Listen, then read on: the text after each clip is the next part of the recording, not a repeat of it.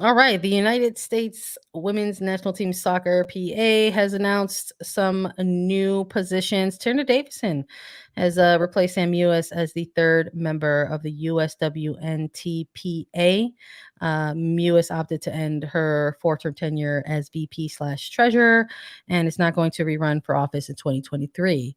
And Becky Sauerbrunn will remain president. It is her eighth term at the role, and Crystal Dunn will stay on as vice president secretary for a third term. So, congratulations to all the players and their new terms with the PA. I like Davidson in this role. I think folks Yeah. are they look at that and they're just like, oh, it's a very young player, but Tierna Davidson with some experience behind her already at this point. I think we Sure. talked about that in the build up to this recent international window, how like this player is making their return from a lengthy ACL injury.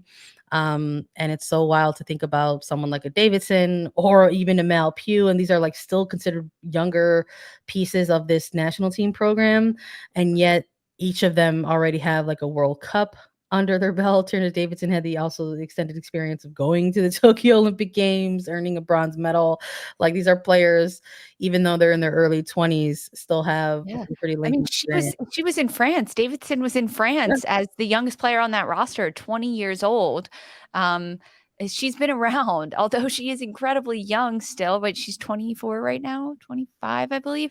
She's been around and she's seen a lot. And the fact that she was elected as an officer for the National Team Players Association. Like you don't just raise your hand and say, "Hey, I want to do this." You have to be elected. You're a jury of your peers essentially Yeah. has to say, yes, we agree and we approve of this. Says how much Davidson does in the locker room, on the pitch, off the pitch, as a vocal leader, as an organizer, and especially that this election comes for Davidson right after she hasn't been there for a year. I mean, we just mentioned it. She suffered an ACL tear. She wasn't with the team, kind of working her way back in. And that's the kind of imprint and status that Davidson has established for herself in this team.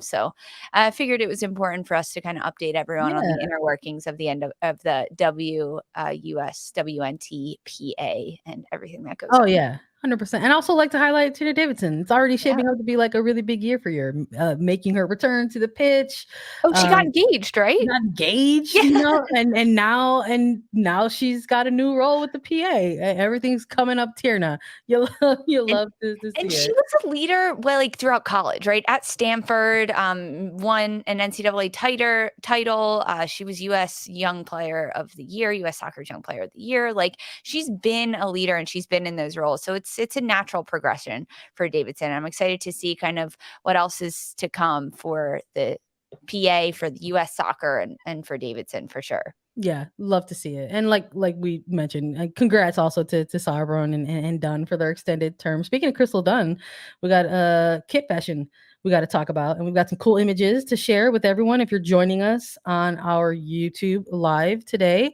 Nike going ahead and releasing their Women's Footballing World Cup collection and the teams that they are partnered with. So there's multiple national team programs that had their kits introduced over the course of this week.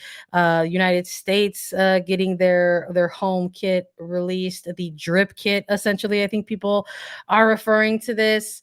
Let's have some takes. I mean, I want to hear it in the chat. You got to give me a thumbs up or a thumbs down. Everyone likes to hear and have the kit fashion discourse, so we're bringing it on here as well. I'm into it. I like it. I like the drip kit. I think but I'm someone that's a little more chill. I think when it comes to the kids doesn't take much. I'm not someone who shies away from um maybe some like just sort of a simpler kind of design and things like that. But I think what makes this kit for me are all the little different gold accents on it. I like the gold Nike swoosh. I Yeah. mean, they get to have their World Cup crest on it, but I also really love the gold stars on this as well. I think that's a nice little touch to have in this kit. Yeah, we're getting a lot of thumbs up, a lot of I likes it, a lot of I like it. It's growing on me. We even get a sideways thumb, so like a half and half. I'm gonna say. Okay. Get it? Hey, I I'll don't take it. know.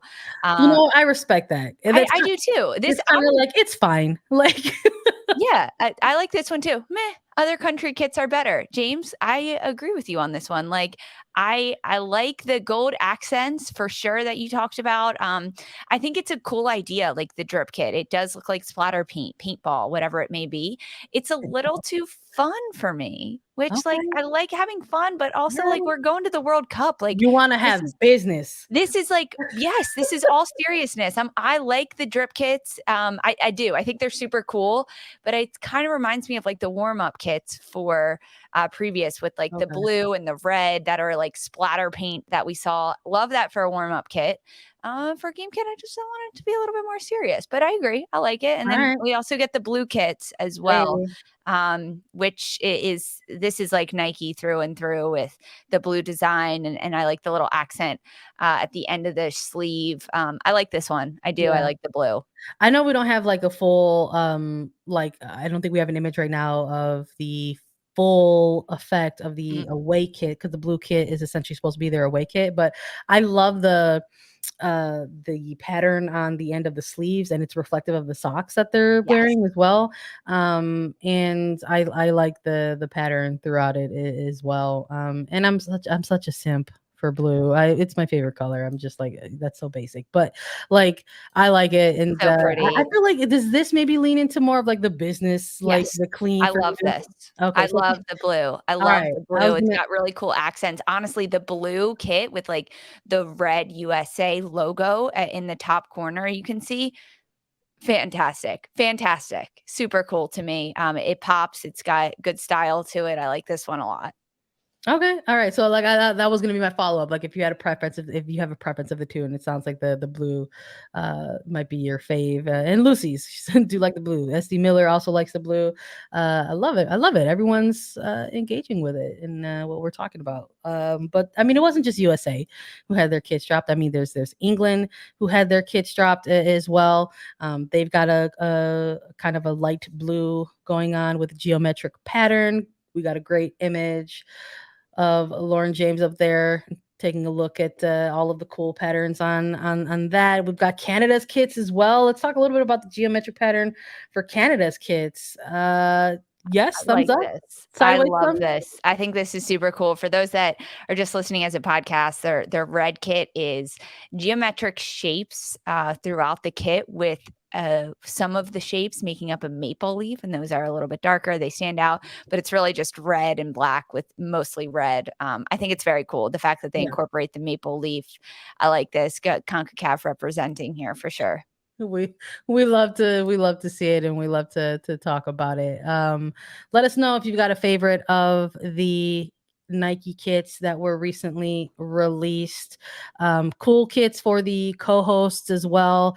Australia and New Zealand part of the reveal and the lineup. There were several teams that Mhm. had their kits rolled out with Nike, so they're all coming out now that the World Cup is just months away. So take a look at all of the cool different designs that have dropped. Let's keep it with CONCACAF though. You talking about we talked a little bit about Canada's kit. We want to talk a little bit about CONCACAF Player Awards to close out the episode. You can vote on these awards. There's a fan vote on CONCACAF.com for CONCACAF Player of the Year. The nominees: United States, Alex Morgan and Sophia Smith, the two nominees for Player of the Year. But there's also others that we have to acknowledge. Mexico's Alicia Cervantes. We've got Jesse Fleming for Canada, Khadijah Shaw for Jamaica, and Melchi Dumornay for Haiti. You love to Massive. see it. We are so excited about that for the young Duvernay. I mean, you can look across all these players, I think, and make a case, I really. know. Yeah, I agree completely. I think Jesse Fleming, I mean, this one's big. I mean, out of Chelsea, she had a headline performance this year, all over the place for Fleming. I mean, but a lot of big names here. A lot of big names, as you mentioned, Dumornay out of Haiti, like historic year for the Haiti women's national team and the run that they went on during CONCACAF Women's Championship and everything that they've been through. I mean, I like that. I like this a lot, but it's all CONCACAF, all these awards and these player awards, they're all fan voted. So you can go to Yeah. CONCACAF.com, cast your vote as a fan. It awards for a percentage of the votes, but hey, every vote counts. So if you're particularly passionate about any one of these players or any one of these nations that you want to see win, get an award, go to CONCACAF and vote. And no, they didn't tell us to say that. I just think that everyone should vote. People are so passionate about these awards and whether their player or their nation doesn't win. You guys have a say in this. Go vote. Yeah. Go make your voice matter. Yeah. I love to vote. Voting's great.